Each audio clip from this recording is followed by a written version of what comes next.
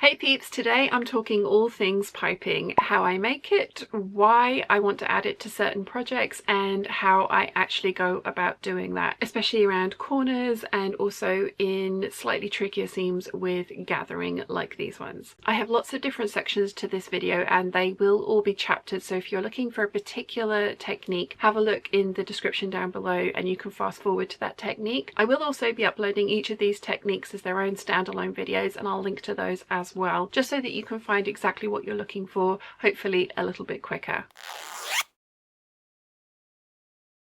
I personally prefer to make my own piping because it allows me to use the seam allowance that I am most comfortable with, which is 5/8 of an inch, because most of the patterns that I work with have that as their standard seam allowance. You can use this method to make your piping with any seam allowance that you want to add to it, depending on the project that you are doing. I know seam allowances vary across different patterns and pattern companies. I prefer my piping to have the exact same seam allowance as the pattern I'm working with because I find it easier to maintain the stitching line if both the raw edge of the pattern piece and the piping match up. So this is how I make my piping. I have some different options here for making your own piping. Obviously you can buy pre-made piping. I tend to find that the flange on that isn't always a consistent seam allowance that I want to work with, and also it's a restriction on fabric type and colour. So I like to make my own because I can get exactly what I want by doing that. So there are different options for the innards of your piping, and I've got 3 here to show you, but there are more. So the first one is some actual piping cord. Very lovely Deb sent me this, and this is actually a little thick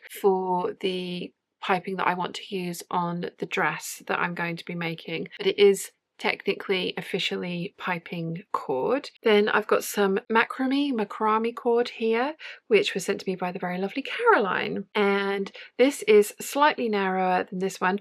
Obviously you can buy piping cording in lots of different diameters. This just happened to be the one that Deb sent me, and it's going to be perfect for bag making and I will use it for that, but it is just a little bit too chunky for my preference for the dress that I'm going to be making. So the macrame cord is a little bit skinnier but the same kind of twisted cord. And then the final one that I've got here, which is the one that I use most often and the one that I'm actually going to use today, is some cotton string. So I have used this in at least 4 different projects that have been washed and worn multiple times, and I've had no issues with using this string for my piping stuffing, as it were. It is cotton string and it's not coloured in any way. You don't want to end up with a blue soup situation. Anyone who hasn't seen Bridget Jones's Diary will think I'm totally crazy, but yeah, no blue soup situations in this one. It's washed and worn really well in the dresses that I've used it in, and it is the narrowest of the 3 that I have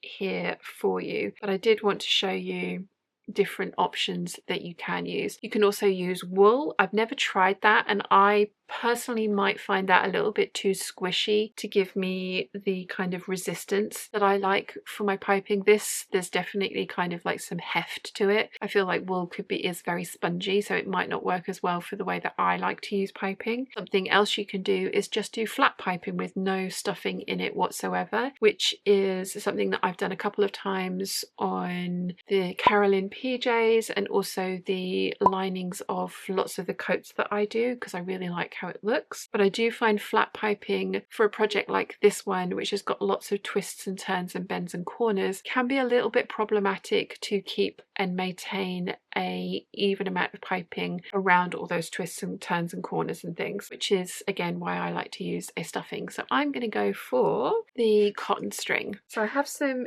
kind of viscose, possibly a viscose linen blend fabric here that the very lovely Suki Samantha sent me, and I've got 1.05 meters, so 105 centimeters of the full width of this fabric. Something you want to take into account when you are making piping is the seam allowance that you're working with. I'm working with a Vogue pattern which has a 5/8 of an inch seam allowance, and that's just pretty much standard for most of the patterns that I work with. But if you are working with an indie pattern or a self-drafted pattern, you want to take into account the amount of seam allowance that you've allowed yourself for your pattern. So the first thing that you want to do is double your seam allowance. So the 5/8 of an inch becomes 1¼ inches. And then you need to take into account the amount of room that your piping cord, your chosen cord, whether it be the cotton string or actual piping cord, is going to take up. I've got a really narrow string here, and this is, as I say, one that I particularly like. Once I have wrapped my fabric strip around the cord,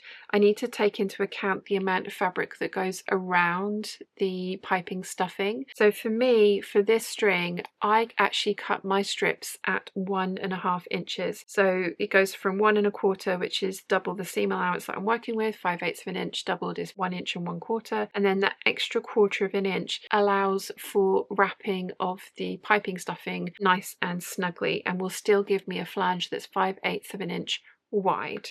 I'm going to cut a little bit off just of the corner just to show you. So the other thing that we want to do when we're making piping, or at least that I like to do when I'm making piping, is to cut this on the bias. And I need a lot of piping for the project that I'm doing.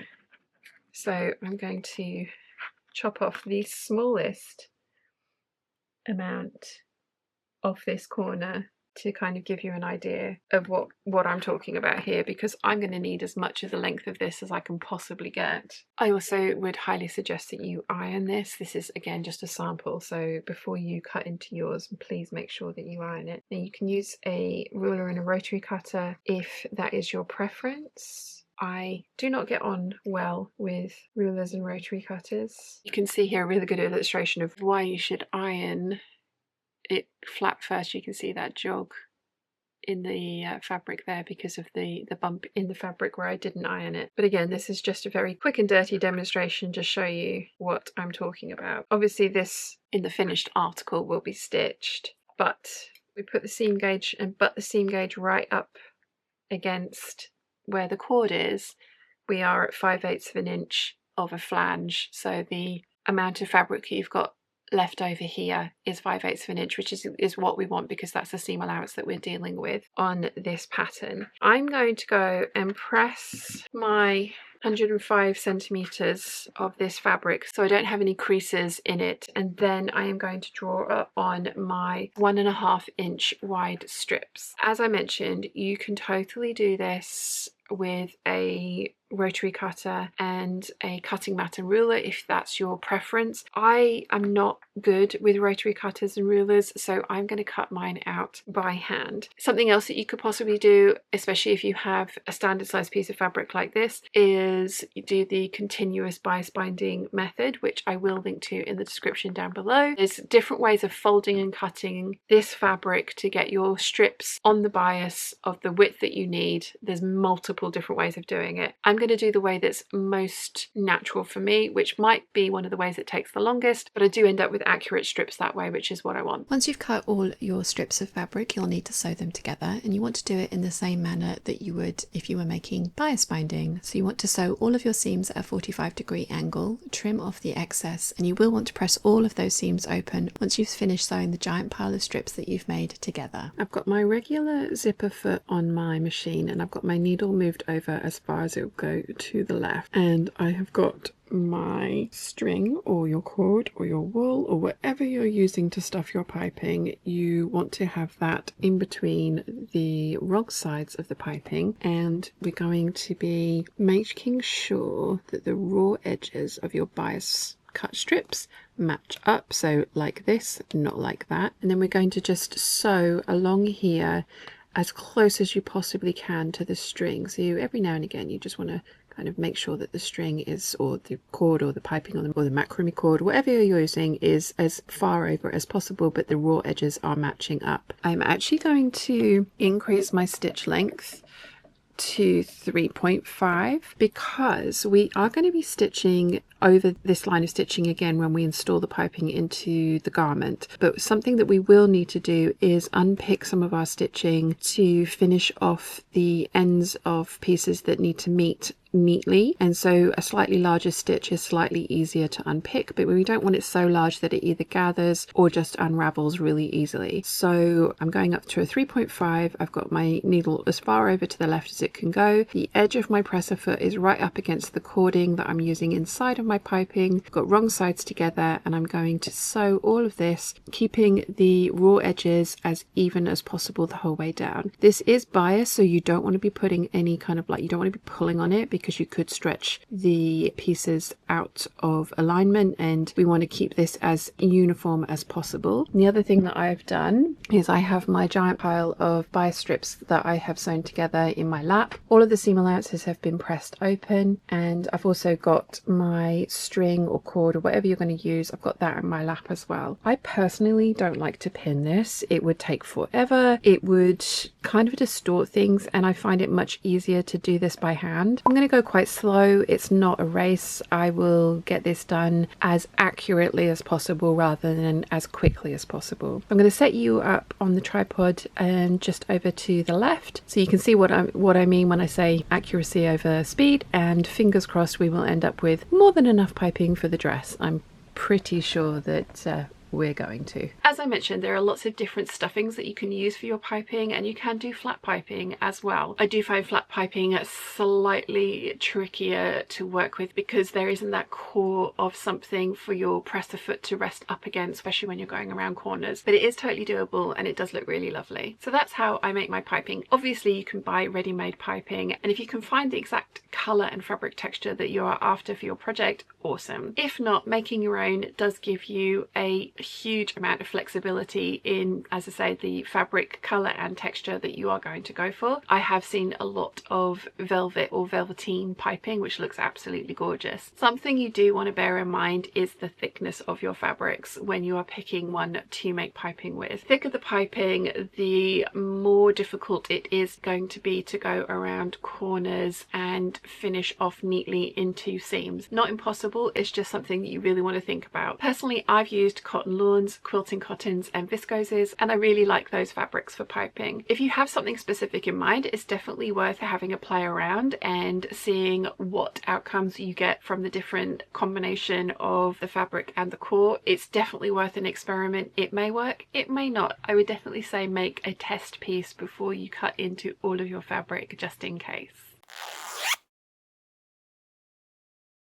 Something you will need to consider is where you're going to put your piping. For me, with this dress, it was trial and error. I made my first one with none, the next one with a little bit, and the next one with much more, which I thought was more successful. If you don't want to go through lots of iterations of the same dress to find out exactly where you want to put your piping, I do also like this method. A trick that I like to do and that I have attempted in the past is to print out the line drawing of the pattern that I want to use. This is super fuzzy because it's really bad resolution, but it'll work for the purposes of what I'm trying to show here. The very first dress that I made from this pattern I absolutely loved, but I made it in a really busy print and I felt like all of the details got lost. They do stand out quite a lot on here because of all the gathering, but in a very delicate fabric like the viscoses I've used, the details just got lost. So the second one that I did, I put in a small amount of piping and it looked really good, but I don't think I went far enough. So for the very first dress, there was no piping whatsoever. Second dress, I wanted to bring out these details, so I put piping along this yoke piece on both the front, obviously both sides, and the back. So I did it along the yoke and the midriff, and it did look really nice. It was something that I liked, but I felt that it looked slightly unfinished, and so the next one that I did, I went back in and I thought that I needed to balance out the piping by adding it to the collar and around the cuffs. Now I'm using hot pink here because I'm obviously using hot pink for this tutorial, but you want a brighter colour obviously than a black or a grey, because that's not going to really help you visualize what's going on. So this is the configuration that I ended up choosing for the tutorial that you're seeing today. I've also done the buttons on the dress in hot pink as well, and the same for the cuffs. They've got hot pink buttons on them as well, which helps bring everything out. There is a couple of other places that you could put piping if you chose. One of them would be around the waist, which would finish off everything very, very nicely, but for my preferences and because of the way that I like to accessorize when I get dressed, I usually wear a belt, and I'm actually having a hot pink belt made from the same fabric that I used for the piping for this tutorial for this dress specifically, but it will work with lots of other things in my wardrobe as well. I'm having that done by Harlequin. But if you don't overly like wearing belts, adding piping around the waistline of your dress would work really well. The reason that I don't want to do it is because piping has a cord in the middle of it, and the idea of having a cord with a belt over the top, especially for the types of belts that I like, I just don't think would be very comfortable for me. So that's why I've decided not to put piping there. The other thing that you could do would be put piping all the way around the front, like so. That would look really cool, and it would go around the back neckline here as well. Oh, forgot to put it on the collar. It would go around the back neckline here as well. That could look really cool. I haven't done this particular part of piping in this tutorial because I thought it would be a step too far for me, because I decided to add piping into a tiered and gathered skirt. So I've got some piping going on 2 tiers and then all around the hem of my dress as well. And I do have a tutorial for the tiered and gathered skirt, which I will link in the description for you as well. So because I decided to add piping into the lower half of the dress as well, I decided not to do that final line of piping. But something you can do if you don't want to do a bunch of practice dresses, especially with a time-consuming method or addition like piping, is to print out the line drawings of the pattern that you're choosing to use and just, you know, have a play around with it. You can print out a couple of these and play around with different piping placements.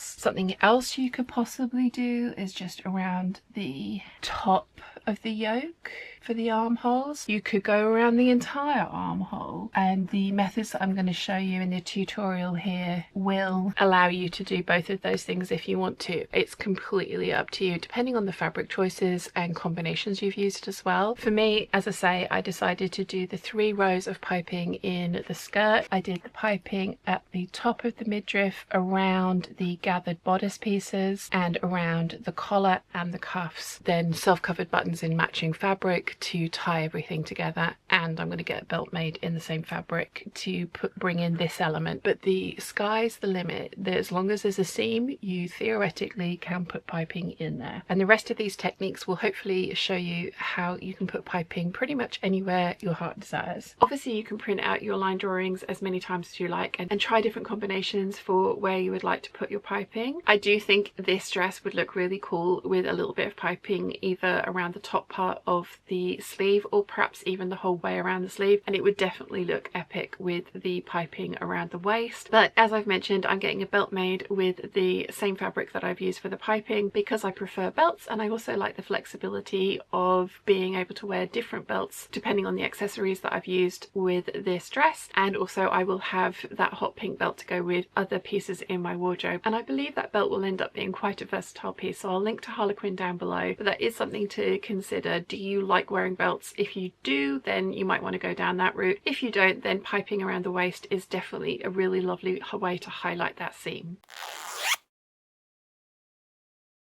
I knew that I was going to need a lot of piping, and I had a metre of fabric, so I decided to use the entirety of that metre to see how much I would get out of it and to 100% make sure that I had enough for the project that I wanted to apply it to. Out of that metre of fabric, I ended up with 19 metres of piping with the cotton string in it at the 2mm diameter, and then I also ended up with 22 metres of piping with a slightly narrower string inside of it, so it's an even even finer, more delicate piping. So I ended up with an awful lot, which is good because out of the 19 meters I had with the cotton string in it, I ended up using 17 of those meters. If you want to make the exact amount of piping that you will need for your particular project, you will need to go around and measure the stitching line of every piece that you wish to apply piping to. Write down all those numbers, add it up, and that's going to be how much piping you will need to make. So I'm going to measure on the largest size here just so that I am 100% covered for the amount of piping that I'm going to need, because I'd rather have a little bit too much than not enough and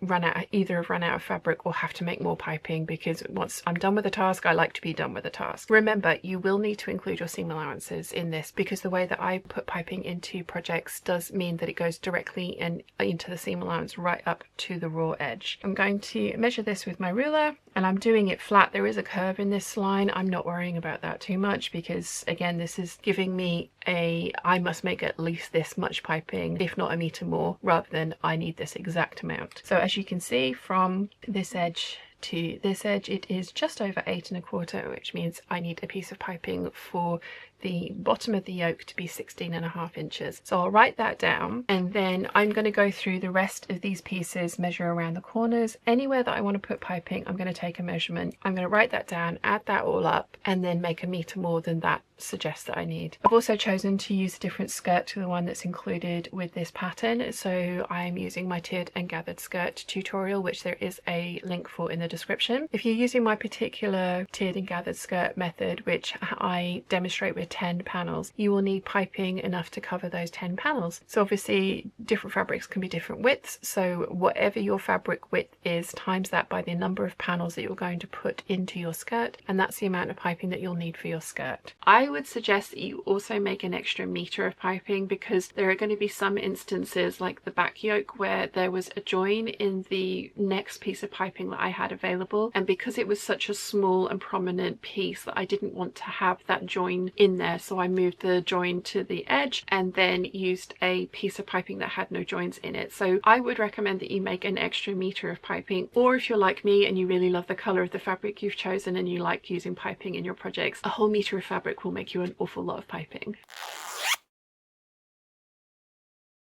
Now that you've decided where you want your piping to go, you need to have a look at your pattern and see if there are any alterations you need to make to your pattern pieces. For this dress in particular, it was only the cuffs that needed altering because I wanted the piping to go the whole way around, and usually this piece is cut on the fold. So I'm going to show you how I altered this pattern piece to accommodate the piping. To add piping to the entirety of the cuff, you do need to make a small change. If you've traced out everything as you should from the original pattern piece, it will actually have a fold line that runs down the center of your pattern piece. If you fold it in half, which is what you're supposed to do, then you would end up with the fold line being around about here. Because I want to put piping the whole way around the cuff, not just the two sides, I think that would look a bit odd and probably would be very difficult to do. I need to cut 4 of these rather than cutting 2. So what I'm going to do, and I've already drawn the line in here, but you need to measure your cuff piece and find out how wide it is. This is 6 1/4 inches long, so that means that in half that would be 3 1/8 of an inch long. So you make a mark at 3 1/8 of an inch.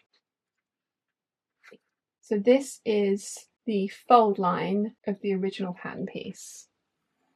If you were making the cuff as normal, you would fold the fabric at that point, press it, and that would be how deep your cuff is. Obviously, you've got 5/8 of an inch seam allowance up here. Now, I want my cuff to still be this wide. I don't want my cuff this wide, so I don't want to cut like 4 of it this wide. That would be way too big. I want my cuff to be my original width, but I want to be able to put piping on it. So I've got my fold line there, and then you can see I've got another line here, which is 5/8 of an inch up from that fold line. So what I'm going to do is fold this. I'm now going to cut 4 of these rather than the 2 that the original pattern asked for. So that's the only difference that you need to do to your cuff. And that way, if you don't want to put piping on your cuff, you cut 2 of these and sew it as normal. If you want to add piping, you just fold along that line, cut 4 of these instead, and then you can add piping all the way around, which is a really nice feature. So that's just something that you want to think about. Are there any places where you want to put piping that they're not technically a style line or a seam line there? If there is, have a look at the pattern, make the alteration installation, add your style line, your seam line where you would like it. Just don't forget to add seam allowance if you do cut any of your pattern pieces apart, because you will need to sew them back together again. Once I've got the piping made, we need to start installing it into the project. The first installation I'm going to show you is along a straight line. This is the easiest place to put piping, so it's definitely a good place to start if you've never tried this technique before. If you've never tried this technique before, I would recommend that you do a couple of test swatches, just so that you can get an idea of how the fabrics work together, how the piping's going to look, and if you're going to like it in your finished project. Once you've done your test swatches, this is how I apply piping to a straight seam. This is definitely the simplest place to add piping to this particular project. It's going straight along the straight edge of the back yoke. I'm putting it onto this piece of the pattern rather than the piece that goes at the bottom, because this piece will have gathering on it, which means if I tried to put the piping on that, I'd have to control the gathering and the edge of the piping, which is obviously more difficult. So I'm going to put the piping across the back edge. I'm going to match up the raw edge of the piping with the raw edge of the pattern piece. I do have a join there, so I think I'm actually going to start my piping a little further along. Usually I wouldn't worry too much about a join, but this is a small piece and it is a bodice piece, so I want it to look as best as possible. So yeah, I'm going to start just beyond the join, and I'm going to use my zipper foot, and I'm going to sew the piping to the back yoke piece along the previous line of stitching as close as I possibly can to get it into place. Okay, I have my zipper foot on, my walking foot or my dual feed down, just because this works for me really well, and we are sewing two separate unattached and unpinned pieces together. I do prefer to work unpinned, but that is my preference. You've got to do whatever works best for you. As you know, I also like to work from the roll, so I won't pre-cut a length of piping to fit the project that I'm working with. I keep the body of the piping in my lap. This is a scrap piece of fabric and it is a scrap piece of piping, so it is a cut off length, as you can see there. I've done this so that I can demonstrate nicely and close up for you guys exactly how I sew on piping in the very basic method, but I would recommend that you keep your piping on a roll in your lap and don't pre-cut lengths for what you would need, because you will probably end up wasting more piping than you realize doing it that way. So I have my regular zipper foot on. I've got my needle moved all the way over to the left. My piping, because I made it myself, has a flange of 5/8 of an inch from the stitching line to the raw edge of the piping. So I'm going to match the raw edge of the piping up with the raw edge of my fabric. This is for the very basic method of sewing piping in. If you are going to be sewing this to a piece of fabric that has some detail in it, for example gathering or perhaps even a dart, I would sew it onto the simplest piece of fabric first. So in this case this would be, as you're seeing in the video, the back yoke. So you want to sew it to your simplest and easiest piece first before you start adding more interesting details like gathered sections to your piping, so that you can get the exact right amount of piping onto your piece and you don't have to worry about fitting gathers into it. I've got the raw edge of the piping matching up with the raw edge of the fabric. I have pink thread on my machine rather than green thread. All the construction of this dress I've done in green, but for the piping I want to sew it in pink, because if the stitching of the piping shows even a little bit on your project, you can go back and fix that by stitching closer to the piping core. But if you've done your stitching in a matching thread to your piping colour, it's not going to be super obvious, whereas if I'd stitched this on with green it would be much more obvious. I'm going to lower my presser foot down, make sure my needle's as far over as it possibly can be. I like to hold on to my threads before I start stitching. Lower my needle and then take a couple of stitches.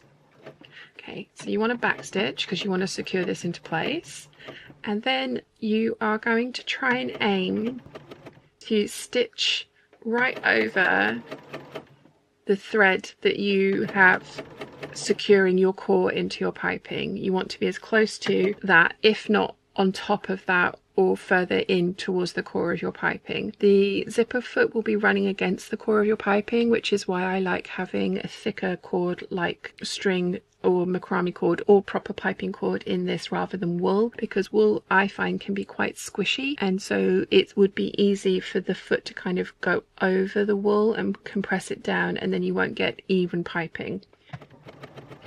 So I'm going to continue sewing this all the way to the end, and again just pause, take a couple of stitches and make sure that everything is aligned. I prefer not pinning when I'm doing things like this. I will pin to start or in some situations like when you are sewing in gathering, but when you're doing straight piping like this onto a straight edge, I find that pins can actually distort the fabric and give you bumps and lumps in there that you definitely don't want. So I prefer not to pin. You could use wonder clips or anything that keeps the fabric flat if you feel more comfortable that way, but for me this works just fine. So I'm really resting the edge of my foot up against the core of my piping, coming to the end. I'm going to backstitch and take the work out from under the machine.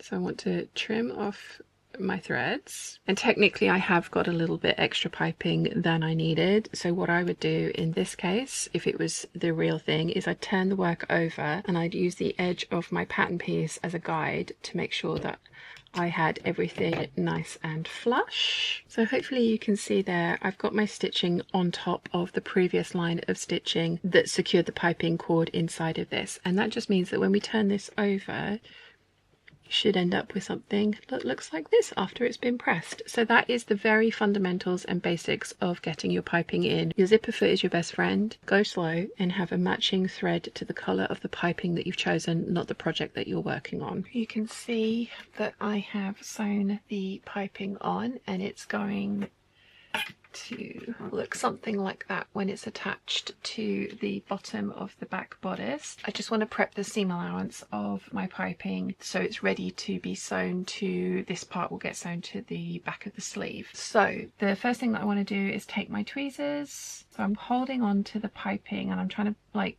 bunch back the fabric rather than pull the piping out, because I don't want to disturb the piping along the length of the project. Then I'm going to take my seam gauge and I'm going to measure 5/8 of an inch, which is this seam allowance, and just snip that off, and then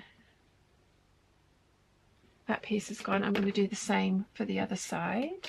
And like I say, again, you want to push the fabric back. You don't want to pull on the piping cord, because you don't want to pull the piping cord through the channel that it's in and out of place. So this one, there was a tiny little bit sticking out, so I'm just going to chop off a tiny little bit extra. And again, this is just to take the bulk out of the seam allowance of the work, so that when we sew this to our sleeves there won't be that extra bulky piece of cording in the seam allowance. So that piece is prepped. Now I can move on to the next. You always want to add your piping to the flat pattern piece, and then once you've applied the piping to your flat piece, then you're going to add the gathered section. That just makes your life way easier in my opinion.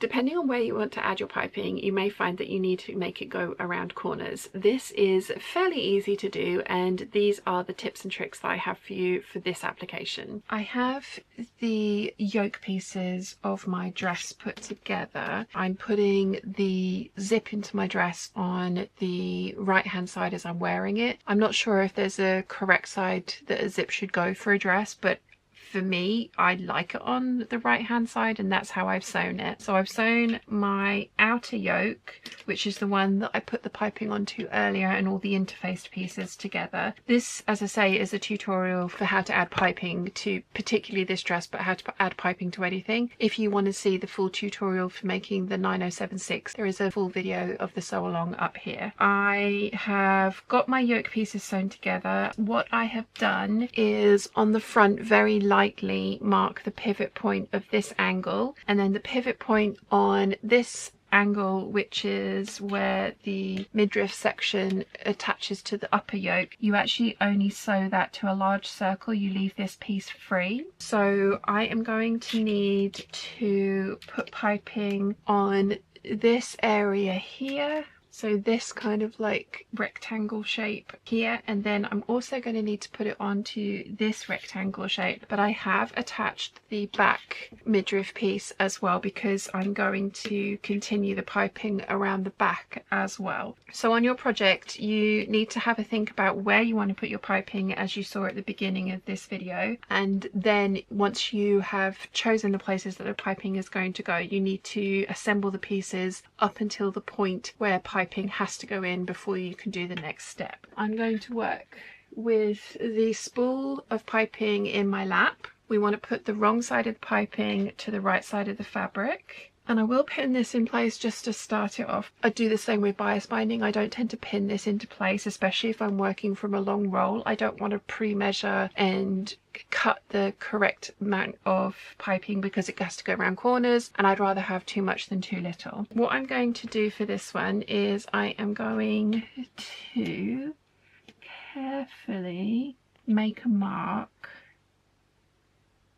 at the pivot point on my piping, and I'm doing that by laying the piping down, and I've got the pivot point as you saw was where the seam was left open, so I'm going to make a little mark on my piping, and I'm just going to take a pin and put it through that mark and make sure that that lines up with the pivot point, and it does. So I'm going to use my zipper foot and I'm going to sew all the way along to this pivot point. Leave the needle down, clip into my piping, move the work around, and so that I can go up this side, and again I'll mark that, and then so that I can do the same thing, clip into the piping so that I can then go around that piece there. So I'll end up with something that looks a little bit like this. So I'm going to move the camera so that fingers crossed you can see what I'm doing, and we can get started. Okay, so I have my zipper foot on, I've got my walking foot or the dual feed attachment down. Having that extra option just means that both layers of fabric theoretically should move together. I've got my needle moved all the way over to the left. I have the raw edge of my piping against the raw edge of the fabric, and I've got the right side facing up, as you can see. So I'm going to just backstitch at the beginning. And keeping the raw edge of the piping even with the raw edge of the piece, we're going to sew up until the pivot point. I have actually folded the midriff seam up. That's just, like I say, to make it a little bit easier. The thing you want to make sure is that you're not catching the seam of the piece on top, so I'm going to be careful to not catch that in my stitching. So the mark that I made earlier is actually a little bit off, only a little bit, but again, this is why I don't like to pre-cut the piping. And if you're worried, you can just do a few stitches, check everything until you're happy with where everything's sitting. So I'm being careful not to catch that extra piece of fabric. Folded that out of the way. Okay, got a couple more stitches to go. Okay, I'm happy with that. Right, so I'm going to leave the needle down, turn the work around, and I want to go up this now straight edge. So I'm going to cut into my piping flange really carefully. Don't want to cut through the stitching, but I want to make it so that it's easy to turn the work around. Once I'm happy with where everything is lying, I'm going to sew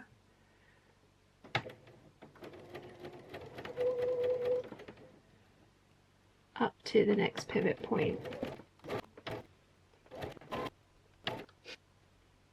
I'm approaching the next pivot point, so what I did was take a pin and I've put it through where I guesstimated the next pivot point was, because I have marked it on the fabric underneath, but I can't see that because of the piping. So I've put a pin through and it's a pretty good guesstimate. So I have then gone in and marked it with my friction pen. So I'm now going to sew up to that mark. And this time I'm going to just make it a little bit easier and make it so you can see what's going on. I'm going to cut up to, but not through, the flange on the piping. So again, we don't want to cut through the actual stitching of the piping. And it's just the piping I'm cutting, not the fabric. To that pivot point and stop.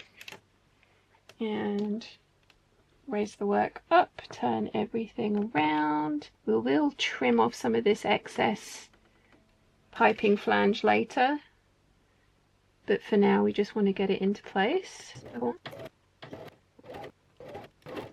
Back stitch at the end, needle up, foot up, take the work out from under, then I'm going to turn it over and I will cut off the excess piping and the excess threads. We've now ended up with some corners turned, and again when we turn everything back under it's going to look like this. So we will need to do some trimming to make sure that everything is going to lie nice and flatly. So you can see for this one the piping flange is kind of lying over itself, so there's extra bulk in there, so I'm going to trim that away. And then down here I've got some seam allowances to trim away as well. So we're basically going to do the same for the other side, but this time it's going to be in reverse. So we're going to start from the armhole, go up to the pivot point, go down to the waistband, and then we're just going to go all the way around the waistband or the midriff panels right to the back panel that we sewed on, or that I have sewed on for this particular pattern. Like I say, if you are using this particular pattern and want to see how it goes together, there is a full sew along for this,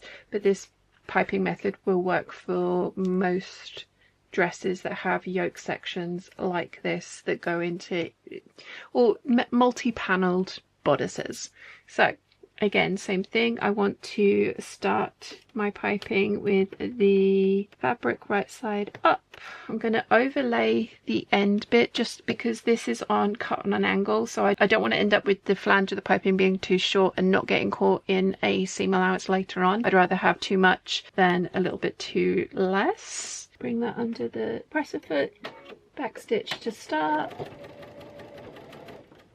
and I'll go a little bit closer to the pivot point before I mark it, just so that I'm not stretching anything out, because this piping fabric was cut on the bias to help it go around corners, but that does mean it is a little bit stretchy. Okay, so pretty happy with that. It's going to be about there. I was a little bit too far, not far enough, so yes, about there. So I will make my mark, cut into the flange. I'm calling it flange, I don't know if that's the correct terminology, I think it is. So I'm going to sew up to that mark that I've made, which will correspond with the mark and pivot point on the dress. When I get there, keep my needle down, turn the work, realign. This one is the one where the flange of the piping will overlap a little bit. Convex and concave curves. Don't ask me which one is which, I couldn't tell you without looking it up. But we're going to sew down. And if you find pinning easier, please do pin. At the end of the day, whatever method works for you is the correct method. This is just what works best for me. So I prefer not to pin or cut precise lengths or almost precise lengths. I just find it slightly easier to look like that. Okay, so we're coming down to our pivot point. So again, I'm going to mark in my pivot point, which is just a little bit up from there. So you can cut into this with when you get to it with the needle down in the work, as you saw earlier, but it isn't the easiest thing to do. So this is my preferred method. Making sure my raw edge is even with the work, the piece of fabric that I'm sewing this to. So we've got to the pivot point, and we're going to go around the corner.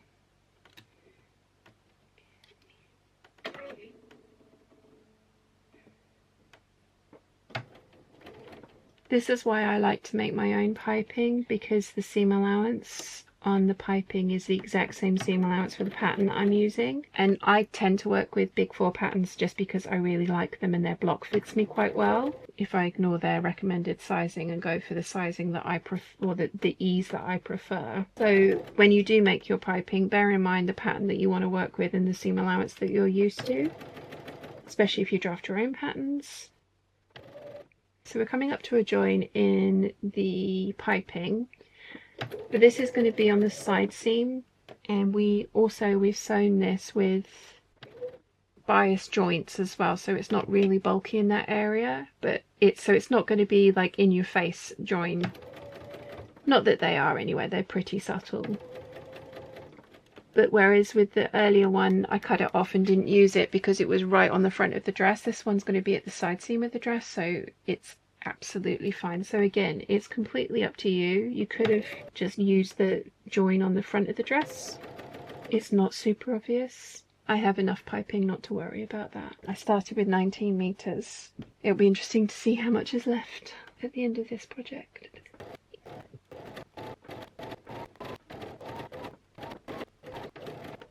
So I'm going to turn this over just so that I'm cutting off along the actual fabric. Cut that off. I will go back and trim the start so that's nice and even, and that is the piping attached to the yoke. I've still got gathered pieces to put into this bodice, which I'm going to show you next. Once the gathered pieces are attached, I'm then going to go around and grade my seams and trim off all this excess of piping and seam allowance that's kind of hanging out in places that I don't want it to. But for now, this part of the piping process is complete. I will zoom out and show you what it looks like. That's what the front looks like, and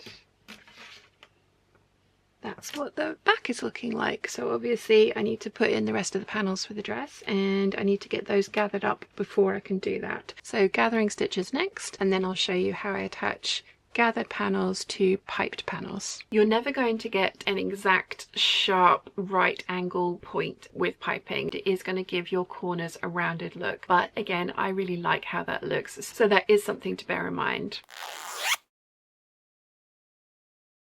Sewing piping into a seam with gathered fabric is totally possible. Something you want to think about is the placement of that. For example, I've got it in the bodice and the skirt of this dress. For the bodice, I have decided to fully line this bodice so that I don't have to worry about bulky seam finishes. You are adding extra layers of fabric when you add it to your project, so it is something to bear in mind. I personally prefer a fully lined bodice on all of my garments. It's just something that I really like, and I do have a sew along for this specific dress which talks you through adding a full lining so that you don't have to worry about finishing these raw edges on the inside of your garment. Getting a very good idea of how this is going to turn out. I personally like to sew in the singular piece first. It makes sure that I am doing the smallest piece in the first instance, and also that I am getting the correct piece into the correct side of the dress, because the other piece needs to have the front and back sewn together at the side seam to go into the corresponding yoke piece as well. The other thing that I like to do is I like to sew in, especially with pivot points like we've got here, I like to sew in the first straight seam first, backstitching at the beginning and the end before before I go around and sew in the top seam and then the waist seam the whole way around. So the first thing that I'm going to do is draw in the seam allowance on the bodice piece for both the top and the bottom where the pivot points are going to meet, and I'm doing that with a friction pen. And the next thing that I like to do is, let's move this part out of the way. The next thing that I like to do is I want to lay my piece that's going into this piece so that they are in the correct orientation for when it's finished, because you actually have to sew this piece to this piece with all of the bodice going in the wrong direction or looking like it's going in the wrong direction. So if I line it up how it's going to end up first, that way I just make sure that I'm not sewing it in upside down or incorrectly. I've marked in my pieces, I've aligned everything correctly, so I'm going to match up my pivot points. I want to be sewing with the yoke side up, which has got the piping attached to it already. So I'm just poking my needle through the corner, and I'm going to line it up carefully with the seam allowance that I've marked onto the bodice piece, matching up the raw edges of the straight edge that we're sewing, get that pinned into place. And then this one, I'm going to do the same thing. Find my pivot point, which is there, making sure that I've not gone through the piping when I have pinned this into place, and find my pivot point on my bodice piece. You can mark this on the right side of the fabric just to make this a little bit easier, but if you do that, you want to make sure that whatever marking tool that you are using will come away and not leave any residue. The friction pens can sometimes leave a white mark on the fabric when you iron over it, depending on the fabric that you're using. So I tend to prefer to mark my corner points on the wrong side of the fabric and just kind of aim at the cross mark. So I'm pinning up the rest of this piece, and I haven't clipped into my corner at the top here yet because I don't need to. So I have my bodice pinned to my yoke pieces, and I have a line of stitching to follow, which is where we sewed the piping to the yoke pieces earlier. I'm going to backstitch at the pivot points at the beginning and the end to secure everything into place, and that's the first piece of stitching that I'm going to do. If you don't get right up against the piping, or you kind of deviate from the stitching that you've done earlier, that's not the end of the world. As long as it doesn't create any tucks or puckers, you can go back over the little parts later if you have kind of wavered away from the piping, but you want to get as close to the piping as you possibly can to make it look as seamless as possible. So backstitch at the beginning and the end, and keep as close to the piping as you can, and I'm using my zipper foot to do this. Okay, so I have sewn my seam. I am pretty happy with how everything is lying. The next thing that I'm going to do is clip into the corner. If you've watched any of my videos before, you know when there's a pivot point like this, I like to do it in the number of steps of corners that I have to go around. The only difference with doing this with piping in is that you are having to use your zipper foot rather than your regular foot. We have already clipped into the piping, so we don't want to clip into that again. I'm just going to clip up to, but not all the way through, my stitching, which is going to allow me to maneuver the fabric around so that I can go around that corner. Now, this bodice does have some gathering in it. Usually, again, if you've watched any of my sew alongs, you know that I like to sew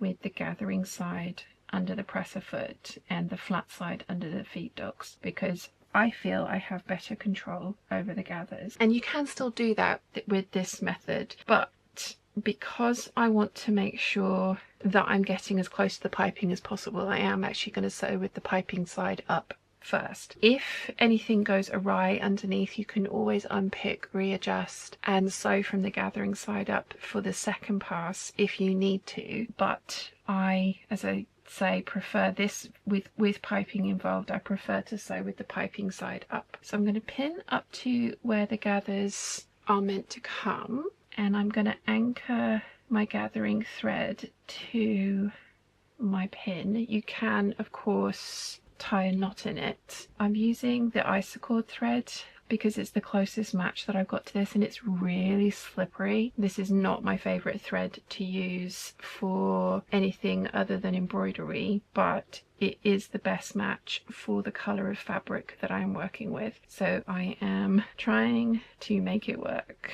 and it's already kind of come undone from the pin. So let's properly try and anchor that into place like that. So it's the usual thing that you want to do. Make your gathering thread or gathered piece the correct length. Tease out your gathers so that they are nicely distributed over the area that they need to cover, and pin them into place. If you again have watched any of my tutorials, you know that I like to do 2 lines of gathering stitching, one either side of the final stitching line. I obviously double check to make sure that the fabric doesn't get too damaged by having thread put through it, because I am doing 1 line of gathering stitching in the visible part of the garment, but I find that this gives the neatest gathers and also allows this method to work quite well because the gathers tend to behave themselves a little better when you're sewing them into place. Get that final bit in, just stroke those gathers through a little bit more. Okay, got all my pins in place.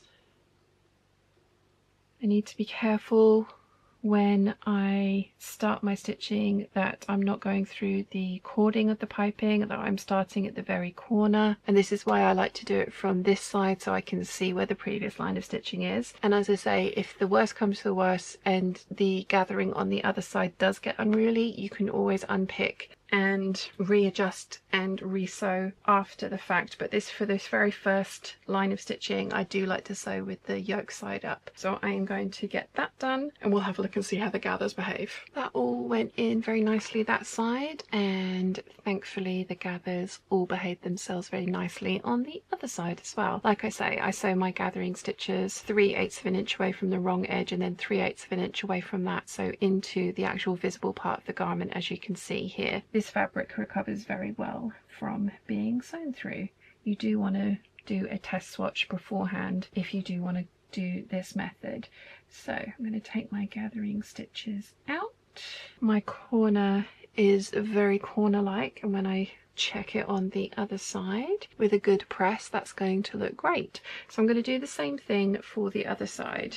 Now down here I've got the front midriff and the back midriff to do. So the thing that I'm going to pin into place first is the side seam to the side seam to make sure that they're in place. Then I'll pin this other edge and then I will pull the gathers. Something else that I do like to do, especially with a long gathering section like this, is to mark in the center of the back piece and the center of the midriff so that I can make sure that I've got the gathers evenly spaced to either side of the center point of whatever I'm gathering into. When it's a smaller piece like this, it's not quite so important, but along the back you want to make sure that your gathers are nice and even along the whole way. And again, it's the same thing. We're going to be sewing with the yoke side underneath the zipper foot so we can see the stitching line where the piping was attached, and then readjusting the gathering after that first line of stitching if it needs readjusting. So I'm going to get that done for this final seam for the bottom, and then I will need to do the same thing to sew the top of the back section to the yoke. I'm going to get that all done and I'll show you what that looks like when we are done. Your best friend when you're sewing is your zipper foot. As long as you make sure that you have a visible guide for your stitching and you've got your zipper foot on, this actually is a fairly easy technique to do. And take it in stages like I'm doing. Back stitch at the beginning and the end. Take the work out from under the presser foot when you need to maneuver around difficult corners. Corners with piping can look very pretty and effective and don't need to be a complete nightmare to sew. I have got that long line of stitching done and I'm really happy with how the gathers turned out on the back, but on the front there is a piece here where I've got the fabric's kind of like gone over itself and I don't like how that looks. looks, it's kind of turned into a pleat rather than a gather. So I am going to unpick this little bit and rearrange that little bit of fabric, and it is literally just that little bit of fabric, and I am being finicky about it. And I'm going to re-sew that from this side because I have got the majority of it sewn so that the piping is well ensconced. Just want to rejig this tiny little bit here because I don't like that pleat. This is what I mean, like as long as you're sewing it from this side first, you can always readjust this side afterwards. You can even, if you would like to, sew this side with a longer basting stitch so it's easier to unpick if you wanted to, but I've just sewn it with a regular stitch, as I say, and I'm just going to rejig this tiny little bit here. Some applications of piping will need to go all the way around in a circle, and you need to know how to finish that off so that you end up with a neat and unobtrusive finish. So let's have a look and see how I did that. One of the places that I've decided to add piping is to my cuff, so I've altered the pattern accordingly. This is adding piping continuously or in the round, so I'm going to show you how I've achieved this. This cuff has obviously got an opening so that it can be sewn to the bottom of the sleeve when that's ready, but we want to get to this point first. So I have got my interfaced cuff, I've got my piping, I've got the ruler loop that I'm going to use for the button loops, and then I have the uninterfaced cuff piece which I have pressed under the top edge by 5/8 of an inch. So I'm going to take these away to begin with. I will also need a marking tool, and I'm using my seam gauge because that's an easy way of measuring 5/8 of an inch, which is the seam allowance that I'm working with. I've got my piping falling off of the board that it's currently on, but I want to unroll a decent chunk, and again I'm putting the board in my lap. I want to have the piping in a bottom, or the overlap of my piping in sort of the bottom corner, and I'm going to make sure that when I put on my rouleau loops it's in such a position that this ends up, when the cuff is buttoned up, that it's on the overlap like that. So I want the join to be on the bottom side, and I want it to be kind of towards the back of the cuff. I'm going to start this one with the piping in the bottom corner like this, because with the other one I started it in this end, and I want to leave myself a 1.5 inch flap of the piping free. So I'm going to start stitching and I'm going to back stitch there. I'm going to mark on the position of the corner, so if I very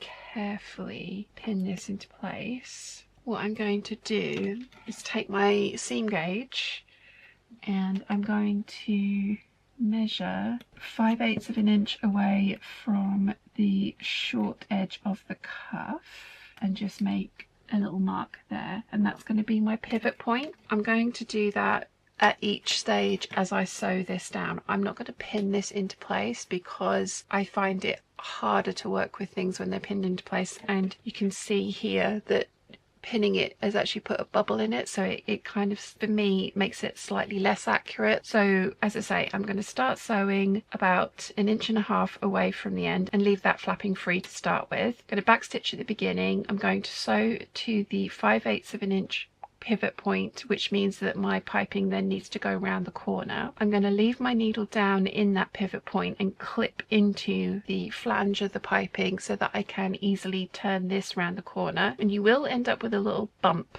in your piping. I'll get that started under the presser foot and I'll move the camera so that I can hopefully show you how I deal with that little bump and how we go around the corners. But the important thing to note here is that we are leaving 1.5 inches free and backstitching right there. And again, we are using our zipper foot and we are sewing as close to and on top of the previous line of stitching that secured the piping cording into the fabric.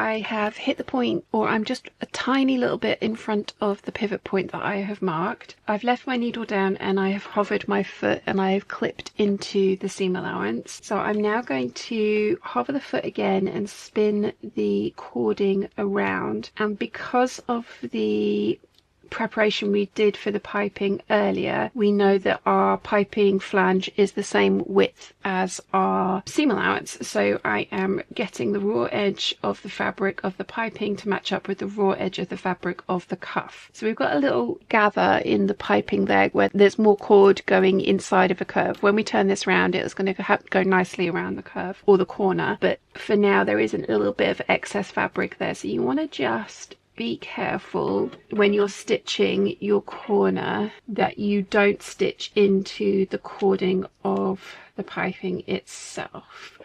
So I'm going to take a couple of stitches on the diagonal and then move everything around again and stitch towards the next pivot point. I'm going to take my seam gauge and again 5/8 of an inch, just make a little mark with my friction pen and continue sewing up until this second point. You can, if it's easier, clip into your piping ahead of time. You want to clip up to, but not quite right up to the pivot point. I'm going to keep going. Okay, so I've hit the next pivot point. So again, the needle is going to stay down. I'm going to hover the foot and maneuver my piping around the corner. And again, there is slightly too much cording for that corner because we want it to sit nicely when it's turned the other way. So carry on stitching. And again, matching up the raw edge of the piping with the raw edge of the cuff. Okay, so again, coming up to that corner, 5/8 of an inch from the raw edge, making a mark, clip into and up to that mark because you don't want to clip the cuff as yet. We're going to trim off the excess later, but at the moment you want to leave the cuff intact. So up to that mark, raise the presser foot, keep the needle down, move the piping around the corner. Okay, same thing, final corner that we have to pivot around. Final corner. Okay, so I'm going to cut off myself a very long tail that overlaps the previous start of the piping by quite a lot, which is just out of shot for you. So let's get a little closer. There we go. So yeah, I've cut off a tail from my piping that is as long, goes to the second short edge. So we've got two very long pieces of piping floating free there. So I'm going to stitch and then back stitch and take the work out from under the presser foot, and I can back you off a little bit. So I'm going to trim off my thread tails because we don't need those. So you can see here there's a couple of inches between the starting and stopping point of the piping. Don't worry if it's not sitting completely flat around the corners. You can always just clip into the flange of the piping a little more just to release a little bit more of that tension. Obviously don't clip into your stitching, but when you turn this around you'll see that it's not bunching up at the corner anymore because there's enough of the cording to go around the corner. So we need to finish this off, and we want to do it in such a way that it overlaps and there's no raw edges. So I'm just going to trim off the little bit of excess cording that's poking out the end there. And if I lay these on top of each other, you can see where they come to. so where this longer piece comes to. So I'm just going to make a tiny mark on the piping at the end of the cording underneath, and then I am going to unpick the flange or the stitching that secures the cording into place from that mark backwards to the raw edge. And this is far too, you know, this is much longer than we actually need it, but we need to trim off the excess cording that is inside of this part of the fabric. This is why when we sewed the piping together, we did it with a slightly longer stitch, because it makes unpicking this section much easier.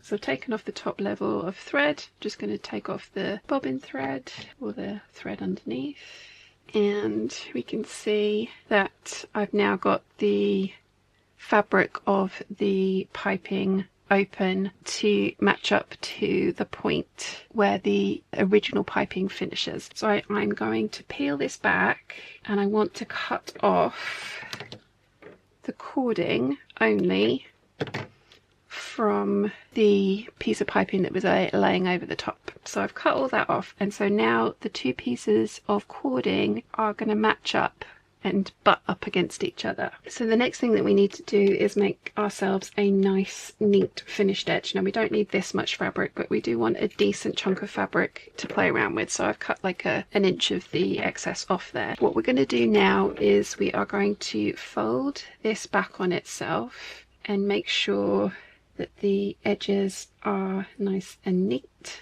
and then we're going to nest the original piece of piping in between.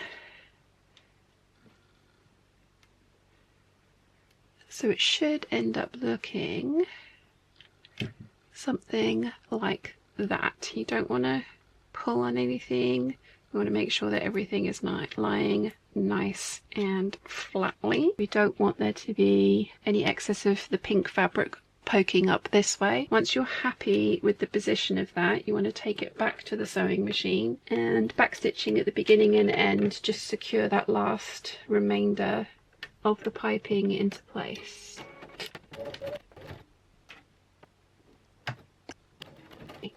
Cut off the thread tails. And there you go. You can see on the back we've closed up that small piece that we left open. There is a bit of a jog there because there is a little excess fabric in there, so it's made it slightly bulkier, but that is, in my opinion, a really nice neat join. So the next thing that we need to do is add on our rouleau loops to make this into a functioning cuff that will work with the buttons that we're going to put on later. I personally prefer my rouleau loops to be underneath of the piping. You can have them on top of the piping, and if you would rather have them on top of the piping, you put them on first and then do this stage, the piping stage. But like I say, I prefer mine to sit underneath of my piping. I think it looks neater. So I am going to attach my 4 rouleau loops, and this is just a tutorial on how to put the piping together. If you want to see how I make the rouleau loops and attach them and the spacing for them for this particular pattern, which is the Vogue 9076, there is a full sew along which I will link to up here and in the description down below. So I'm going to get the rouleau loops in place, and then I'll show you the next stage to finish off the cuff. Okay, so I have put the rouleau loops onto the cuff, and I have tacked them into place at the edge and then also very close to the piping so that they don't move around when they're being stitched into place. Now I want to line up my undercuff with my overcuff pre-prepared cuff. I have, as you saw, pre-pressed the fold, the 5/8 of an inch seam allowance under. So I do want to sew this from this side because I want to be able to go over the line of stitching that you can see here. So I'm going to pin this into place, and this time I will be pinning. And it's more that I'm pinning it into place so that things sit neatly and don't get pulled out of alignment, because it's easy to stretch out the fabric that's not been interfaced, and we don't want to do that. We don't want to have any puckers in the undercuff. It wouldn't be the end of the world. You could get away with it because it is the undercuff, but ideally you don't want any puckers there. So just matching up the raw edges and pinning that all into place. And the other thing that we want to do is we want to make sure that we are pinning the undercuff with the seam allowance upwards, So although we've pressed it under, that's just so that it's easier to sew it into place later. We want to make sure that we are not sewing that seam allowance down in the pressed position. So there's that one.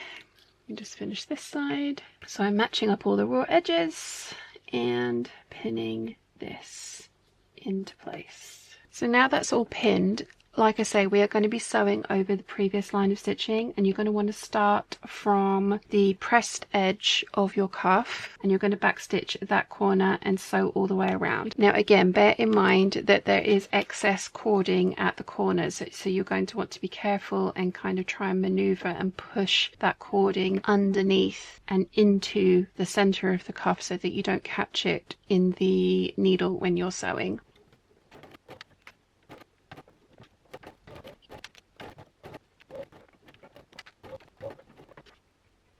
So you can see I have sewn on top of the previous line of stitching, and I have kind of, rather than try and do a sharp corner, I have done a couple of diagonal stitches around the corner to really make sure that that piping is being pushed in. This piece here, there's a slight difference between the two lines of stitching which might show on the piping. So before I trim anything, I'm going to turn this through and just see if it's too far away from the piping for my liking, but with pressing I think that's actually going to be okay. So what I'm going to do now is trim off all of the excess from the corners the same way we would do with a regular cuff, and then again trimming off the excess there, same with the other corner, and take off the bulk of the seam from the bottom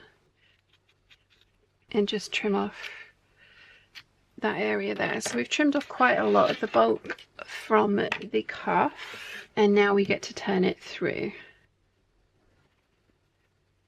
So these aren't going to be sharp corners, they're going to be curved corners, but we do want them to look as nice as possible, and I'm really pleased with that. And as you can see, I have, if I can get them into focus, there we go. As you can see, I've got a mirrored pair, so when they get attached to the sleeves they will obviously be opposites of each other, not identical. You don't want to have identical cuffs, but you can see here that's the join for the cuff that we've just done, that's the join on the cuff that we've originally done, and the loops are on the other end. So I'm just going to go and give this a press, and I like to press it really gently from the top side first, and I'm going to press it in such a way that I am just overlapping the piping ever so slightly, because there are some places where you can see the stitching of the piping. So one of the nice things about this is you can press it in such a way that that slight excess of fabric gets pressed over it, and then you won't see that stitching unless you are very, very, very close. I'm also going to press my rouleau loops and nice and flat, because again that's my preference. So I'll give that a press, and then we have made our cuffs. Again, there are lots of different ways of doing this. I'm not saying that I'm an expert, and I'm not saying this is the only way to do any of these techniques, but these are the ways that have worked best for me, and I really like the results that I've got from this particular finish. If your piping is going to be sewn into another seam like this, so not in the round, but it's just going to taper off and get sewn into another seam, there are lots of different ways that you can finish off the ends of your piping. Some people like to taper it in so that it isn't involved in this join here at all. Depending on what you're using to stuff your piping, some people just leave it all in there and just sew over it. Personally, I prefer to keep the piping running all the way through so that it gets sewn into the seam. I just think that's a slightly cleaner look. This can add bulk. So here is how I deal with the extra bulk from adding piping in this way. I have attached my piping to the collar. It is, as you saw at the beginning, made on the bias, but I still needed to clip into the corners to get it to go around the corner nice and neatly. I did one clip to start with whilst the piping was under the presser foot, and then these other two I have just put in to make sure everything lays nice and flatly, and I've done the same for the other side. I also had a a long overhang of piping on either end. That has enabled me to cut it so that it's completely flush with the angled edge of the collar. The next thing that I need to do is to sandwich the piping between the outer collar and the top collar. This one I am going to pin into place, and we are going to be sewing from the side the piping stitching is visible on, so that you can match that line of stitching and possibly, if at all possible, get slightly closer. I'm using my zipper foot, and I have the needle moved over as far as it will go so that it is stitching as close to the cording that's inserted into the piping as possible. I am going to match everything up, pin it all, and once I've got it all pinned into place, as I say, I'm going to go around and sew over that previous line of stitching the whole way around to secure the collar pieces together. Then we've got some trimming to do before we can turn it through. So hopefully you can see that there's now a double line of stitching there, and when possible I have tried to get inside of the previous line of stitching so that it's as close to the piping as possible. So I'm going to go and grab my pinking shears so that I can finish this off. I'm going to clip off all of the excess because we've got the 2 layers of the collar, we've also got the 2 layers of the fabric from the piping itself, so we don't want any extra bulk in here, so we're gonna go around and trim off all that excess. This will also help the curves turn nicely and not get bulky. There are a couple more things that I'm going to do to prep this collar. So obviously we need to turn it out and give it a good press. But even just turning it out like that, you can see that the edge is really nicely piped. And you can press it first or you can do this step first. It's not important which order this happens in. You will have noticed throughout this video of how I use piping is that I do sew it completely to the end. I don't turn it off or like fade it out where the seam allowance is, because I personally don't like how that looks. So I'm going to grab my tweezers, and tweezers for the sewing room are awesome, and if you don't have any you really should get some. So I'm going to pull my string out and just kind of like ease it back, ease the piping back along the string, and then with my seam gauge I'm going to measure 3/4 of an inch rather than 5/8 of an inch, and I'm just going to snip off that tiny little bit of the piping center, and then I'm going to ease the fabric back down. So now we have cording in our piping right up to but not past the seam allowance of the collar piece. So I'm going to do the same for the other side. How much you cut off depends on the seam allowance that you're using with your project. You can cut off exactly 5/8 of an inch if you are using a 5/8 of an inch seam allowance, but that just means that you will be catching that a tiny little bit of the cording in your stitching, which is totally fine, but I just like to cut that just tiny little bit extra off. So I've cut out my excess seam allowance cording, or the center of the piping that I've used, depends what you've used. Now that's all finished, so I'm going to go and give that a press, and then I will just trim off these little bits here from the seam allowance. It depends on the type of fabric you're using, but you can also then baste this bottom edge together within the seam allowance if you find that helpful. So I'm going to go give this a press, and then we can move on to the next step. So with all the work we did prepping the collar earlier, I've now sewn the lining fabric to the outer fabric, and because I clipped out the string or the cording or whatever I'd used to fill the piping in, this area is actually sitting nice and flatly. I found this works really well to just remove the core of the piping from whatever seam allowance I'm working on. It looks really nice, it doesn't end up with a bulky finish, and I've never had any problems with piping moving around on the inside of my garments. You can totally add piping to a French seam, which is great for a French seam lover like me. This is how I did it. I wanted to test a theory before I started doing the tutorial side of this video to see if it was possible to put piping in with a French seam and a bunch of gathers, and it's worked really well. Everything is caught and enclosed and the piping looks beautiful. So I'm going to show you the steps that I used to install the piping in this manner on the next tier of the skirt. We're going to be installing it between the second and third tier. I have found, and I would think, that the easiest way of putting piping on would be to the flat surface. So this is the ungathered edge of the bottom of the second tier, which will be put onto the gathered edge of the top of the third tier. So one of the reasons I like making my own piping, and I have probably mentioned this before, is that you can get your seam allowance to be the exact same seam allowance as the pattern that you're working with. So the first step I have for sewing the piping to a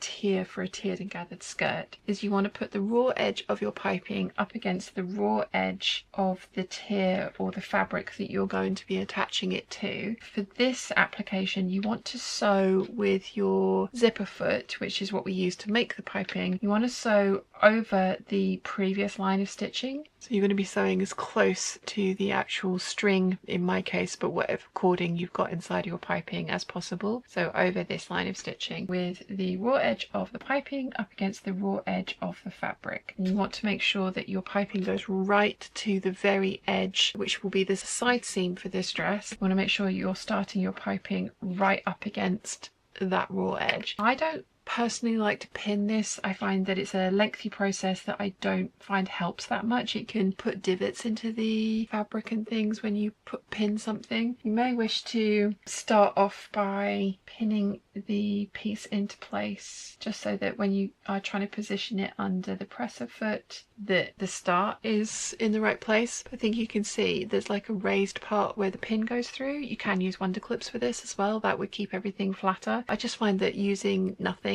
actually helps. So I'm going to sew this, and I've got all of the skirt in my lap, and I've also got my piping in my lap as well. I'm just going to feed the piping through from my lap. So I've unspooled a load, and when it starts to have any tension on it, then I'll unspool a bunch more. That way it's just something that I don't have to worry about or manage, and we'll feed the skirt up as we go. So I've got my zipper foot on, I've got the needle over as far as it will go to the left, and I'm going to aim to sew over the previous line of stitching that we used to secure the cording string, in my case, into place. And you do want to backstitch at the beginning. And I've got three, so I've got let's think, I've got 4.2 meters of fabric to attach this to, so this is going to take me a while. I'm going to take my time and make sure that the raw edge of the piping stays flush with the raw edge of my tiers of my skirt, and just readjust and go as slow as I need to make sure that everything is nice and accurate, because I've gone for something that's so contrasting to my main fabric. If anything goes slightly awry or off center, then it will be really noticeable. So let's get this sewn. So you should end up with something that looks like this, and then something that looks like that on the back. The reason that we've sewn on as close to the cording edge as possible is to give us a nice guideline for one of the later steps. So the next thing to do is grab your next layer or next tier. This is 5 widths of the fabric sewn together, and I've already put in the gathering stitches for this one, and I've put them in at quarter points. So I've done gathering stitching up until the quarter of this, the half of this, the third quarter of this, so that I have a slightly easier time of distributing the gathers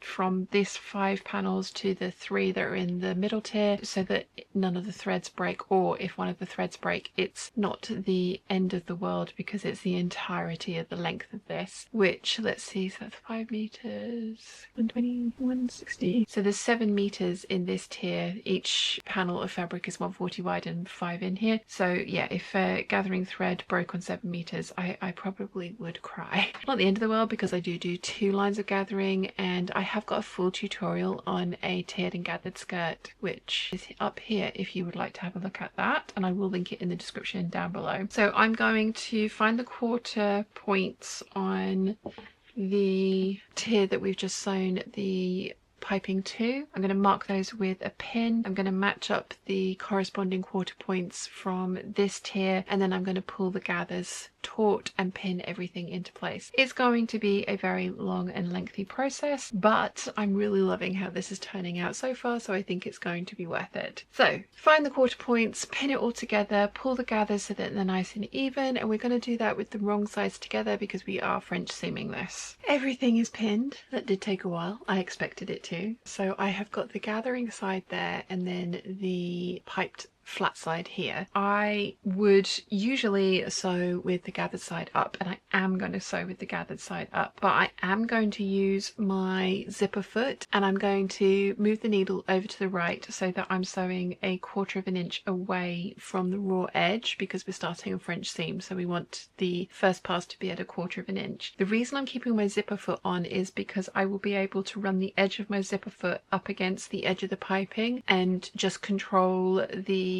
line of stitching and hopefully get it very even the whole way along. And I like to sew with the gathering side up so that I can double check and make sure that everything is behaving itself and the gathers are forming as nicely as I possibly can get them to. So I'm going to go slowly. Again, this is going to take me a while because this is quite a long seam, but I'm going to go slowly and get this sewn into place, then I can trim off the excess. I have sewn the bottom tier to the middle tier. It's quite close to the edge of the piping, but there was a lot of floof from where I tore the fabric. I personally prefer to tear fabric for these kind of skirts because whilst you do get a lot of floof like this, and I allow for that in the width of the panels that I do, it does mean that you get a very even sized piece. So the next thing I'm going to do is trim really close to that line of stitching and trim away all of this bulk, because the next step in a French seam is to press it to one side so it's nice and flat, and then press it with the right sides together, which is exactly what we're going to do with this. The only change that we've made to the French seam process is to sew the piping on first. So I'm going to trim this, and I'm going to do it really carefully because I do not want to cut any of the bottom tier, but I am going to do it from this side up so I can get nice and close to that stitching that we've just done. Super fuzzy French seam spaghetti. So I need to press things. Well, I need to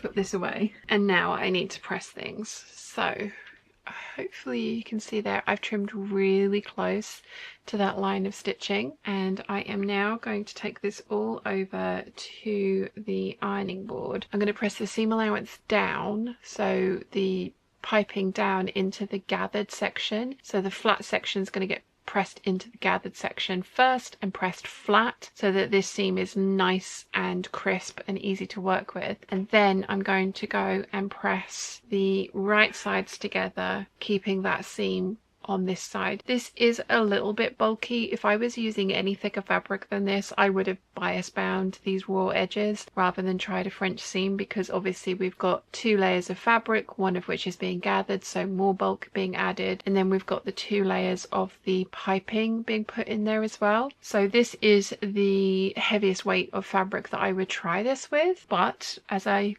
showed you earlier, I tried it and it did work, and I like how it looked. So French seams it is. If you are using a heavier weight fabric, although given how densely gathered this skirt is, that might, I mean, it could be very pretty. It would be a very floofy, poofy skirt if it was a denser weight of fabric than this chambray that I'm using, which is a linen viscose blend from Lady McElroy, in case you hadn't noticed the Cobra corsageness of it. Because it's such a lightweight fabric, I'm getting away with it, but anything heavier than this, I would highly recommend that you sew these as normal seams and bias bind the edge, which I'm going to show you with the hem, or a similar technique with the hem. Anyway, pressing first. I have pressed the seam flat and then I've pressed it over, and I'm now going to go along and top stitch, or I mean, it's not top stitching, it is actual stitching, construction stitch. I'm going to run my line of stitching as close to, if not even slightly further in from this pink line of stitching, which is what secured the piping to the bottom of the second tier. And I'm going to do that with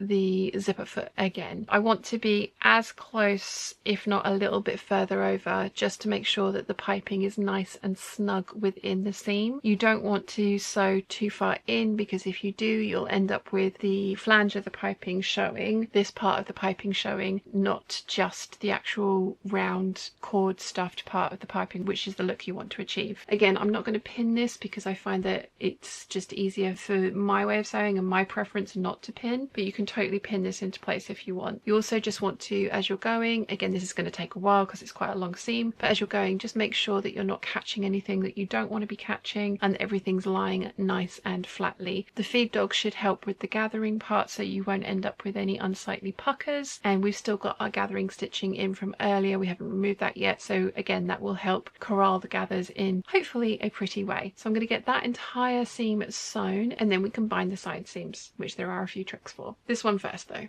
It is complete. Well, the actual piping of the tiers is complete. I really like how it looks. Like I said, I think it's quite subtle, but I think the overall impression when the dress is together is going to be really, really pretty. The last thing that I need to do is to press this seam, and I'm going to press the seam allowance up to the tier above it because that's how it's wanting to lie naturally. So the piping is going to be laying across the top of the gathers. Then we can work on the side seams, finishing those off so that they're nice and cleanly finished for the inside of the dress. Piping a French seam is going to end up with a bulkier seam, so something you do want to consider is the fabric that you're using. I have a linen chambray. This is the Chloe chambray from Lady McElroy. This and possibly a cotton lawn would be the heaviest weight of fabric that I would try and do a gathered French seam including piping in. I have ended up with quite chunky seams in the skirt, but that's worked quite well for adding some extra volume and making the skirt look really poofy. So it's something that I do really, really like, but it will end up with a bulkier French seam because of all the layers of fabric that you are enclosing in that seam. So it is something to bear in mind, and I wouldn't try it with too thick a fabric.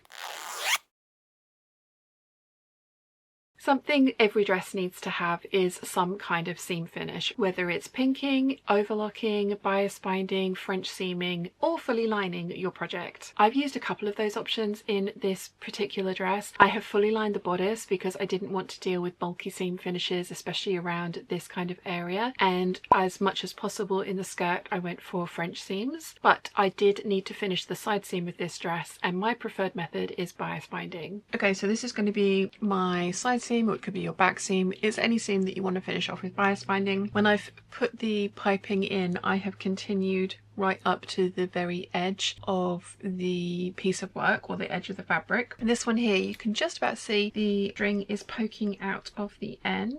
So what I'm going to do is take my tweezers, grab hold of the string, and pull a decent amount out of the fabric, which you can just see there. I'm going to take my seam gauge, and I've got it set to 5/8 of an inch, which is what we've got pulled out there, but as you saw there was a little bit extra of this string kind of poking out, so I'm going to just push it back a little bit further. So that's 5/8 of an inch. So I'm going to make a mark at about 3/4 of an inch rather than at 5/8 of an inch, because I want to make sure that I'm not catching any of the inner of the cord in my seam allowance when I sew it shut. So I'm going to cut that little bit off. So I've cut off just over 5/8 of an inch there, and then gently unfold the fabric, and when you feel it, you've now got what is essentially flat piping at the end in your seam allowance, and then your cording starts where your seam allowance ends. So I'm going to do the same for this bit. Then I can sew on my bias binding, and I'm going to do the same for the other side so that I can then sew the seam together. So I'm going to get my bias binding sewn onto this the way that I usually do, which means that I'm going to sew my first pass onto the wrong side of the fabric, wrap it around, top stitch it down, and then we can get the side seam for this dress, but either the side seam or the back seam or whatever seam you are closing up, closed, so that I can then get on to hemming this. So I have bound the edge in bias binding, and you can see here it is still flat piping until the kind of cording starts 3/4 of an inch in from the edge as we intended. Then I have sewn the bottom part of my skirt, because I haven't attached it to my dresses yet, but I've sewn the bottom part together. I have butted up the flat edges of the piping. You can just about feel in here, or you'd have to take my word for it, but you can just about feel where the cording, or the string in my case, ends, so it's not in the seam, it's just finishing just before the seam. We are off by about 1mm on the piping. This one's 1mm lower than this side. I am not going to let that bug me. If it was off by more, I might come back, unpick it and try it again, but by 1mm on a side seam on a skirt this full, nobody's going to notice. I have pressed open the bottom part of my seam for about 6 inches, 5 inches there. This part I haven't pressed because I still have to sew the skirt to the bodice and sew in the side zip, but I do want to get this hemmed, and I can get this hemmed now. I would think as long as you remove the core of your piping in the seam allowance that you're working with, that a pinked seam, an overlock seam, an overcast seam, if you don't have an overlocker, any of these finishes will work really, really well. I like bias binding because it is a neat and tidy finish, and I think it enhances the inside of my dress, and I do like my clothing insides to look as pretty as the outside, but that is a personal preference and not for everybody. So if you're after a different seam finish, I highly recommend that you make up a test swatch and try a few things out, because that way you'll find out exactly what works for the fabric combinations that you've chosen.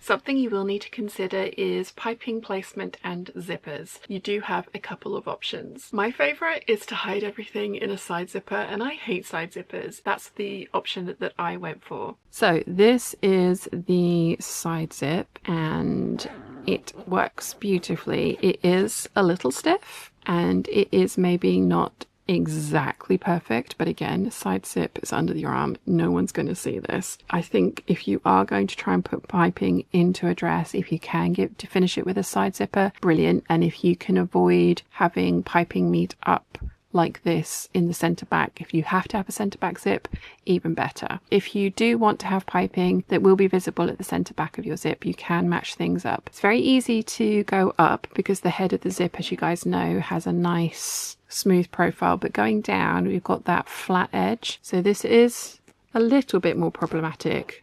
It worked perfectly that time. It just needs a little bit of a wiggle past that area. You may also have noticed that the zip isn't necessarily exactly completely invisible at that area, and again, that's because of all the bulk. You can see here I've trimmed out a lot of the cording of the piping from both edges, and the cording starts about there on both of them, so this is essentially flat piping, and that's definitely something you want to do if you're using an invisible zipper to give yourself the best chance of everything matching up nicely. But if that's the only bit of my invisible zipper that's visible, and if this is under the arm, I am more than happy with how this has come out. But it is something to bear in mind. If you can put in a side zipper, it will definitely be less noticeable than a center back zip, but that all worked perfectly. And the lining has been hand filled to the zipper tape, and then the waist seam has been finished in the same way. This is the other option that you can go for with your zipper piping if you really want to negate bulk. And I mean, to be fair, it's just as stiff to get that up and down, but I have put one part of the piping facing downwards and then this part of the piping facing upwards, and in all honesty it doesn't look that different to the green and pink dress because that's slightly off as well. There's less of a gape where the piping meets the actual zipper, but again, this is a much darker fabric and a darker zip, so that could help. It is an option to consider, especially if you're using a side zip. It doesn't actually make the zipping process any easier having just done that and done the green dress up and down, but it's an option. As you've seen, you can either stagger the piping or you can butt the piping right up against each other. The important thing is that you remove a lot of the core of the piping to allow the zipper head to be able to run freely up and down the zipper tape. If you do have to have a centre back zip or a centre front zip in your project and you do want to include piping in that project, a invisible zip is an option and can be done. You will just need to really make sure, as I've said, that you take the core of the piping out, but you might want to consider other zipper types, other closure methods, not including the piping into a seam that will have a zip in it, or as I've done, move it to a side seam so it's under your arm and nobody can see. Finishing a hem with piping is a really nice look and it ties everything together, in my opinion. You don't have to do it. There's already a lot of piping in this dress, so I could have just done a regular bias bound hem, but I decided piping was the way to go. I would like to finish off my hem with piping. I think that will just be a really nice look with the 3 levels of piping, with the 3 levels of the skirt. I'm going to take my piping and want to unravel quite a bit of this because, as we discussed earlier, there's about 7 meters of skirt hem here. We are going to be finishing the end of the piping like we would with bias binding, with just a few little different tricks in it. So I want to start sewing the piping to the skirt around about 4 inches. Exactly 4 inches away, so I'm leaving myself a 4-inch tail of free flapping piping before I start stitching the piping to the edge of the skirt. We're going to do the same thing. We want the raw edge of the piping up against the raw edge of the skirt. If you have finished your side seam or your seam with bias binding, you want to start your stitching away from that because you've already got a couple of layers of bulk with the bias binding and the seam coming together here, and we're not going to end up with bulk per se, but we do want to have our join of our piping away from that side seam. So I'm going to start 4 inches, leave a 4-inch tail of my piping free, and I'm going to start a good sort of like 8 inches away from the side seam here. So I'm going to start stitching here. I'm going to go the whole way around and I'm going to stitch up to this 4 inches. So I'm going to be leaving a 4-inch gap, and then I'll leave myself another tail at the other end, so I'll have 2 4-inch tails, and I'll show you what we do with that when we get there. So I'm literally going to be stitching piping to the entirety of the bottom of the skirt, right sides together. So you want the right side of your fabric up, raw edges of piping with raw edge of skirt, and stitch as close to the previous stitching line and the cording that you have in your piping as possible. I have sewn around the entirety of the bottom edge. As I mentioned, I have stopped about 4 inches. I've left a gap between the ends of the piping. So I'm going to cut off and give myself a decent tail to work with.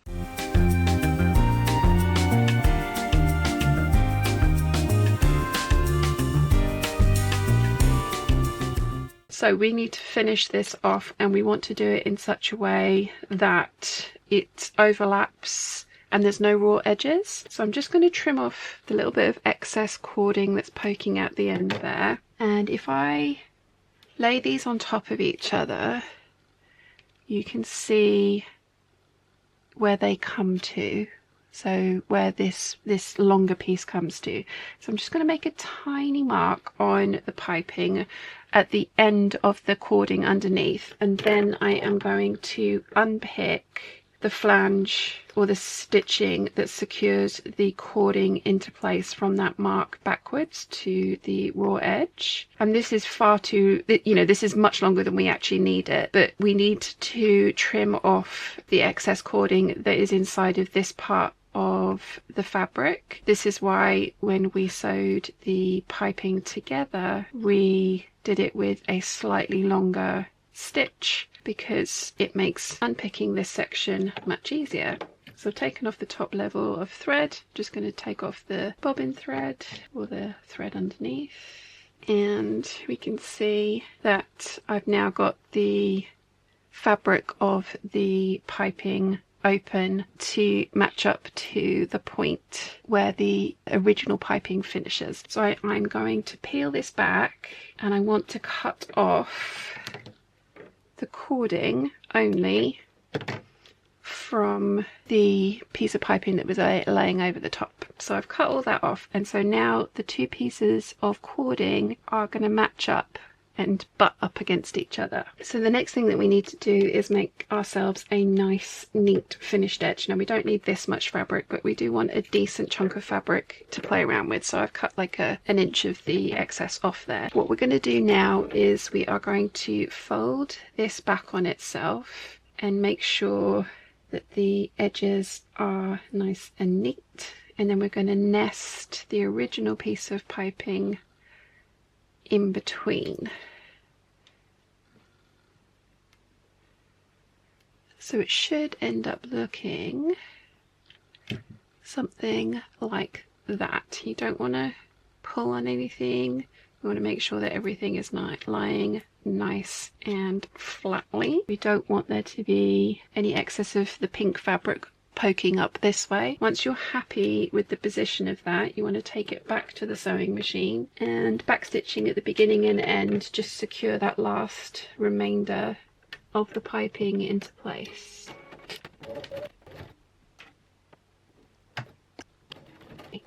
Cut off the thread tails. And there you go. You can see on the back we've closed up that small piece that we left open. And there is a bit of a jog there because there is a little excess fabric in there, so it's made it slightly bulkier. But that is, in my opinion, a really nice, neat join.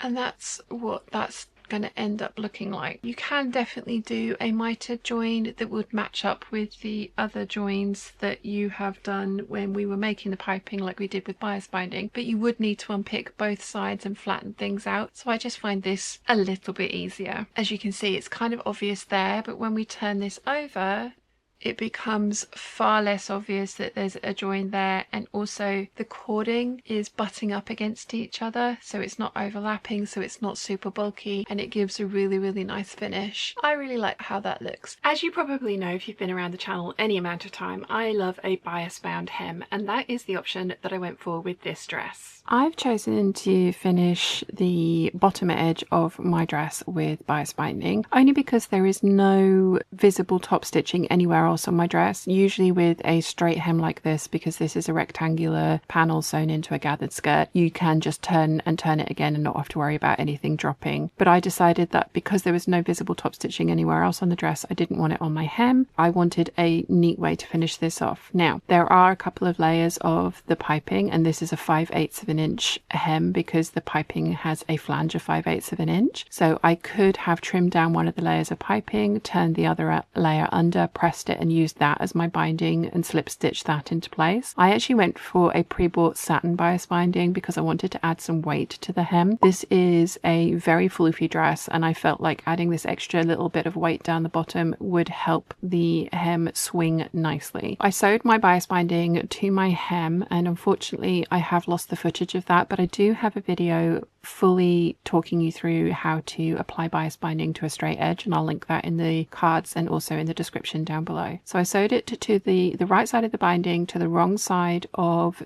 the work first, then pressed everything flat, and then pressed the binding over, and then went around and top stitched the binding into place so that we have just bound the raw edge of both the flange of the piping and the edge and the hem of the dress. Once that was done, I then went round and hand finished off the hem in my regular manner, and again that's linked in the description down below for you. So there's tiny little prick stitches there. So I've basically slip stitched this into place. So I've got this much left to finish off, and then the dress will be complete. But that's how I chose to finish off this hem. Like I say, there's a couple of different methods that you could use. You can definitely use the piping itself with some careful trimming and pressing. I just felt that that would be more work than I was willing to put in at this point, and also I wanted the extra weight of the bias binding on the hem, and I really like the little flash of extra pink that you get when you walk in this dress. So that is how I finished the hem. I do have a sample to show you of a different hem option that you can do with the flange of the piping that you have applied to your hem. So I'm going to tip you down and show you what I mean. So this is the sample that I worked on earlier, just showing you the actual stitching of applying piping to a flat edge. So it's the same as the hem that I have on the dress that I'm wearing. So something you can do is press all of the piping over so that it ends up looking like this with a nice crisp edge, and then you want to press the top layer of your piping flange in half again, and then really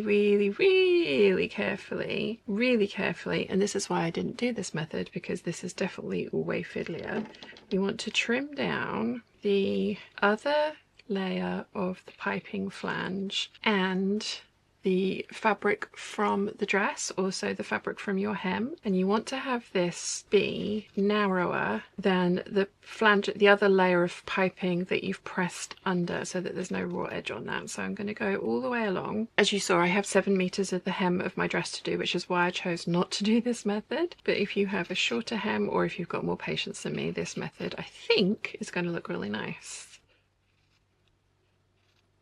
So I'm trimming all the way along, again being careful not to cut the dress, not to cut the flange of the piping, but we've trimmed off all of the excess of one layer of our dress and one layer of our piping. So as you saw, I've pressed the edge of the piping over, and you want to enclose that raw edge all the way along, and as I say, fiddly.